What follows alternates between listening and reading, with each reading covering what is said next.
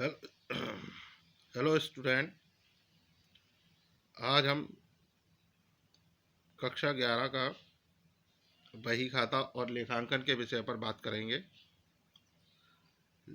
आज हम बही खाता स्टार्ट करने या अकाउंट्स स्टार्ट करने से पहले थोड़ा सा उसके इतिहास के बारे में पढ़ेंगे कि जो लेखांकन जो अकाउंटिंग का काम आज हम कर रहे हैं उसका इतिहास क्या है, वो कितना पुराना है, वो कहाँ से शुरुआत हुई इसकी। कभी कभी आप सोचते होंगे कि हम पढ़ तो रहे हैं ये चीज़ अकाउंट्स की या बुक कीपिंग हम जो पढ़ रहे हैं, लेकिन उसकी शुरुआत कहाँ से हुई, कैसे हुई।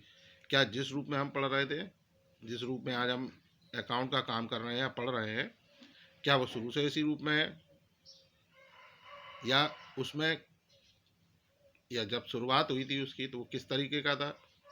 ये सब आपके मन में सवाल आते होंगे।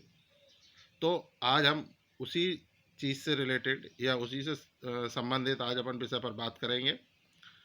तो अपन स्टार्ट करते हैं। आइए, लेखांकन का इतिहास। तो लेखांकन का इतिहास हम उतना ही पुराना मान सकते हैं जितनी पुरानी हमारी सभ्यता है। जैसा इतिहासकारों ने खोज की या उनके अनुसार हम ये मान सकते हैं कि जो हमें सबसे पहला लेखांकन का प्रमाण मिला या हमने सबसे पहले खोज की, वो लगभग 4000 वर्ष पूर्व बेबीलोनिया एवं इजिप्ट में प्राप्त हुई, जहाँ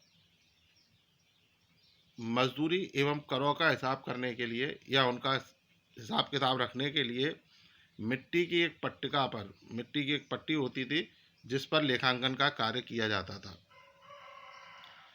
इसके बाद इजिप्ट में भी लोगों ने अपने सोने के भंडार अर्थात खजानों के लिए या खजानों में रखी हुई वस्तुओं का हिसाब किताब रखने के लिए लेखांकन का कार्य किया।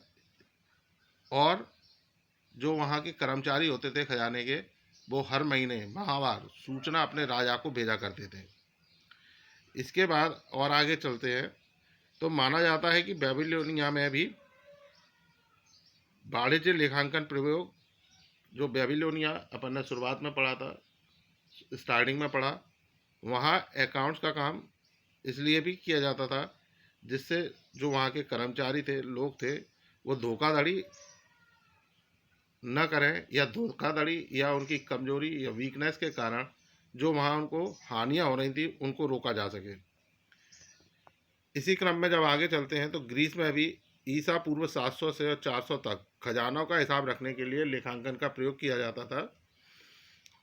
चीन में भी 2000 ईस्वी पूर्व राजकीय लेखों के प्रमाण मिलते हैं। अगर हम चीन की भी बात करें तो ईसा से 2000 वर्ष पूर्व हमें यहाँ ये प्रमाण, अकाउंट संबंधी प्रमाण मिलते हैं।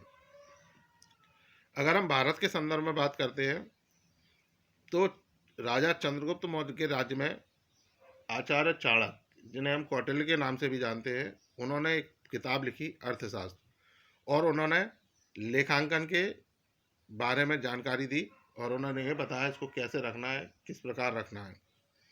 लेकिन इसी क्रम में जब आगे बढ़े तो आज हम जिस दोहरा लेखा प्रणाली को पढ़ रहे हैं या आज हम जो अकाउंटिंग की फॉर्म देख रहे हैं, वो किसकी देन है। वो वास्तव मायने में देखा जाए तो उसके प्रणेता, उसके जनक फ्रांसीसी एक फ्रांसीसी व्यक्ति लुकास पैसियोली, जो व्यापारी श्रेणी से संबंध रखते थे, उन्होंने अपनी एक पुस्तक लिखी 1494 में, सुमा डे अर्थमेट्रिका जियोमेट्रिका प्रोपोर्शनलिटी पर प्रोपोरेशन, यानी अंक गणित एवं रेखा गणित के पुनरावलोकन के अंश को दोहरा लेखा प्रणाली पर पहली पुस्तक माना गया।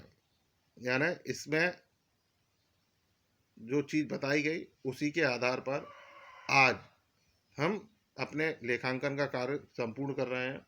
आज हम जो खातों का लिखना, उनका वर्गीकरण करना, उनका सारांश निकालना, जो ये कार्य कर रहे हैं, वो इन्हीं की देन है। इसीलिए इनको फादर ऑफ अकाउंटिंग भी कहा जाता है, अर्थशास्त्र के जनक भी माना जाता है। अब आई होप सो आप लोगों को ये टॉपिक समझ में आया होगा। फिर भी अगर आपको ये समझ में नहीं आया तो आप मुझसे कांटेक्ट कर इस टॉपिक को समझ सकते हैं, पूछ सकते हैं, क्योंकि आपके अकाउंट स्टार्ट करने से पहले आपको उसकी हिस्ट्री के बारे में मालूम होना बहुत ज़रूरी है। और अब इस वीडियो को देखकर अब मुझे लगता है कि आपको अब ये लेखांकन के इतिहास के बारे में संपूर्ण जानकारी हो गई होगी। अब हम कल से स्टार्ट करेंगे, आगे से स्टार्ट करेंगे, अगली वीडियो में स्टार्ट करेंगे लेखांकन के बारे में। बही खाता क्या होता है, लेखांकन क्या होता है, इनकी क्या क्या प्रोसेस होती है। So guys, thank you.